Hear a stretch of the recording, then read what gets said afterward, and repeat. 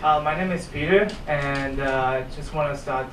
It's very interesting to see you use Fitbit because I'm actually in a company who marries fitness machines with an iPhone. I mean indoor fitness machines. So anyway, and my question has nothing to do with this, but I just jumped into the question. Sorry. My question, I have only one question. How do you think from 20 or 30 years from now, how do you think people will define art in our world? I wonder how you perceive the fact of older generations of Macs. Right now they are in MoMA, in some art museums, and I wonder how you perceive that fact, and how do you think we will define art 20 or 30 years from now? I think that's a good question because historically art has been artifacts, artifacts.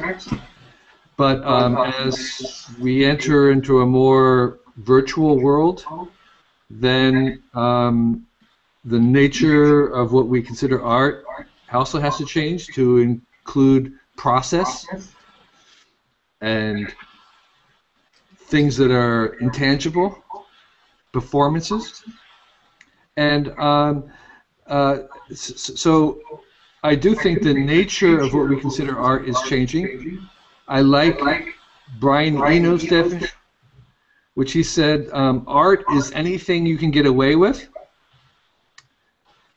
The idea being that if you can persuade somebody that it's art, then it is art.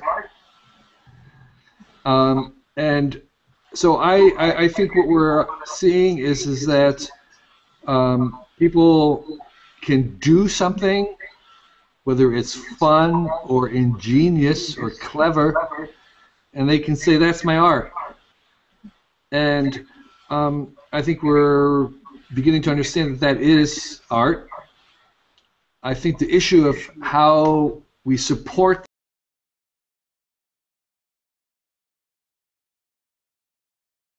them, how the economics of it is going to change.